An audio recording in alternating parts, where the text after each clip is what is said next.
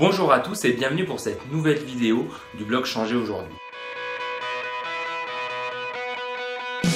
Aujourd'hui et pendant deux vidéos, on va parler du langage non verbal et plus particulièrement des micro-expressions. Et pour vous parler des micro-expressions, je me suis inspiré de plusieurs sources. La première, ce sont les travaux de Paul Ekman, on en parlera juste après, qui est le scientifique qui a structuré, formalisé ce que sont les micro-expressions. La deuxième source, ce sont les travaux réalisés par Fabien Olicard, que vous connaissez peut-être, qui est un mentaliste. Et Fabien Olicard s'est intéressé à énormément de choses. Je vous invite d'ailleurs à regarder sa chaîne YouTube où vous trouverez plein de choses sur le mentalisme, l'hypnose et des astuces aussi pour booster votre cerveau au quotidien. Et Fabien Olicard, donc, il a fait plusieurs vidéos sur les micro-expressions, donc je vous mettrai les informations, les liens juste en dessous de la vidéo.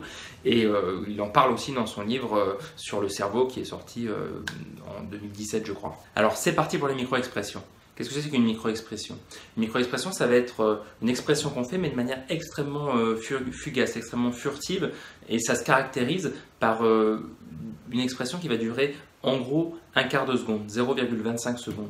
Pour faire simple, si une expression dure moins de 0,25 secondes, c'est une micro-expression. Si ça dure davantage, par exemple, si vous la voyez, si vous voyez quelqu'un faire une expression de tristesse, de colère, de joie, etc. pendant plus que ce temps-là, par exemple une seconde, 2 secondes, etc., ça devient une expression. Et la micro-expression, en fait, c'est une combinaison de contractions de muscles faciaux, par exemple les zygomatiques, par exemple les muscles du front, etc. Et donc cette combinaison particulière va correspondre à un type de micro-expression, par exemple la joie, par exemple la colère, par exemple la surprise. Et je vous le disais, ces micro-expressions, elles ont été formalisées, codifiées par le psychologue, chercheur Paul Ekman. Et Paul Ekman, il a sorti en 1978 quelque chose qui s'appelait le FACS, le Facial Action Coding System. En fait, il a étudié pendant des années les expressions de personnes et de populations extrêmement diverses, de cultures et d'origines complètement différentes, pour codifier les expressions et identifier s'il y avait des expressions universelles. Il en a retenu un certain nombre, mais celles qu'on voit le plus souvent, ce sont les 7 micro-expressions universelles qui ne dépendent pas d'un contexte social, d'un contexte géographique, d'un contexte culturel et qu'on peut retrouver donc à travers le monde, quelle que soit l'origine de la personne et le contexte. Par ailleurs, ces micro-expressions, elles sont involontaires, c'est-à-dire qu'on ne peut pas simuler une micro-expression, à l'inverse d'une expression. Comme je vous le disais, quand on dépasse ce quart de seconde, voire 7 secondes, on est dans l'expression, donc c'est quelque chose de volontaire. Et ça, bien sûr qu'on peut le simuler, ou en tout cas qu'on maîtrise l'expression faciale qu'on fait à un moment donné. À l'inverse de la micro-expression qui, elle, est complètement involontaire. Et cette micro-expression, je vous le disais, c'est donc une combinaison de contractions de certains muscles du visage. Et ça, Paul Ekman l'a décomposé en ce qu'on appelle des unités d'action. Donc ces unités d'action, ce sont les différents muscles faciaux qui peuvent se contracter, se relâcher, etc.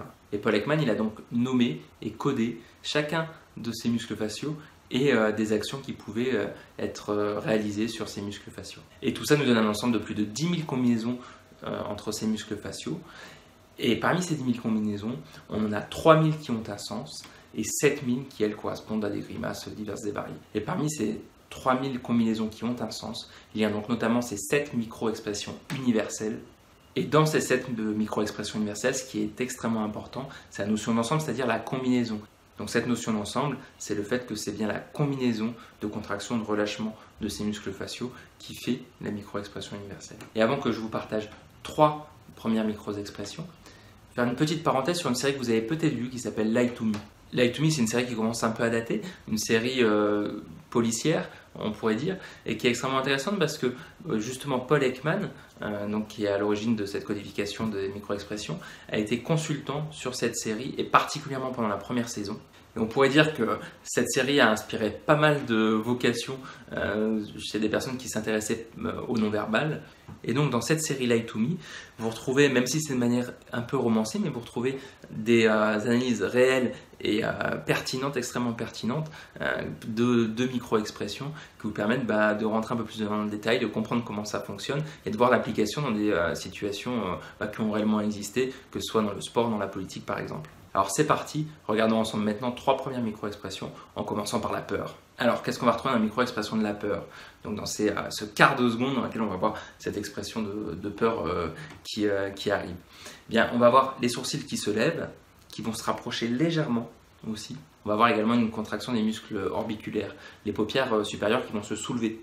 On va pouvoir aussi observer au niveau des yeux une rétractation des pupilles. Et ça, bon, ça dépend par contre de la luminosité de l'environnement, parce que si vous êtes déjà dans un contexte lumineux particulier, vous ne pourrez peut-être pas observer cette unité d'action.